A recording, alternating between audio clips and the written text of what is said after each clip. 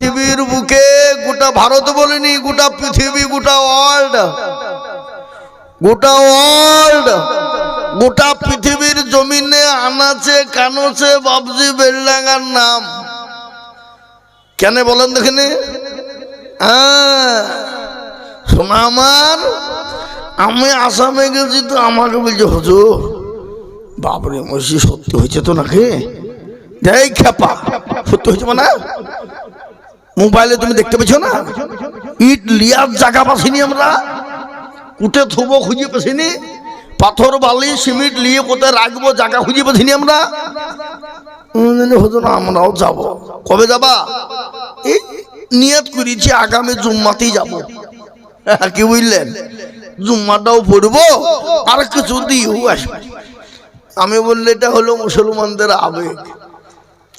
কি আজকে বলুন তো, এই মসজিদে যখন করব বলেছে কারোর কত টাকা চাওয়া হয়েছে যে আপনার টাকা দেন, ইট দেন?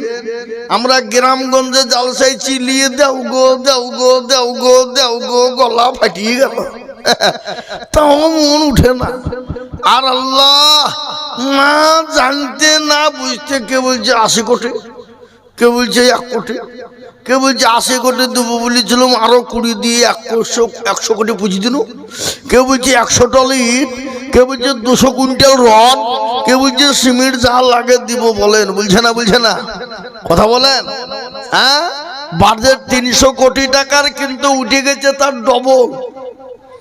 এটা হলো মুসলমান, আর এটাই হলো মুসলমানদের আবেগ। আর সব থেকে বড় কথা হলো মুর্শিদাবাদ। এ তো গত রবিবারের দিন জালসা হয়ে গেল মুফতি সাহেবের মাদ্রাসায়। কোথায় বলেন তো? আল্লাহ দিতে এলো 1 লাখ, দিয়ে দিয়েছে 3 লাখ। আল্লাহ, দেখেছেন আপনারা? আমার সামনে আমার হাতে তো দিল, দিতে গেল 1 লাখ। আমি বলছি হ্যাঁ গো, একটু ধরিয়ে দিয়ে যাবে না? এই পাশে বাড়ি কর্ণ সুবর্ণ গকর্ণ 2 পাঠিয়ে যাবে যে হুজুর 3 লাখ এলে। এটা সবই আল্লাহর দান বাপ। তাই আমি একটা কথা আপনাদের কাছে বলি, বলেন তো, মুসলমানরা মসজিদ বানাবে, মসজিদ করবে, মসজিদ করেছে, ওটা তাদের নিজের জায়গায়, ঠিক না? বেশি জোরে বলুন, নিজের বাপতিক সম্পত্তি, তাই তো?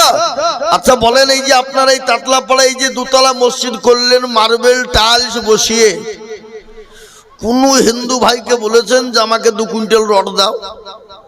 বলেছেন আপনারা যে আমরা মার্বেলটা বসাতে পারছি না, কিছু মার্বেল দাও?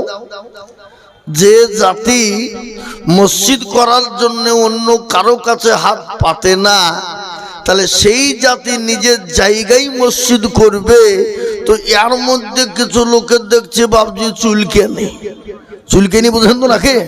কারো দেখছি চুলকানি, কারো দেখছি দাগ, কারো দেখছি একজেমা, আবার কারো দেখছি বাবজি অ্যালার্জি, কে আবার চুলকাতে কাপড় মাথায় বাঞ্চাল নিচে উদে হয়ে গেছে।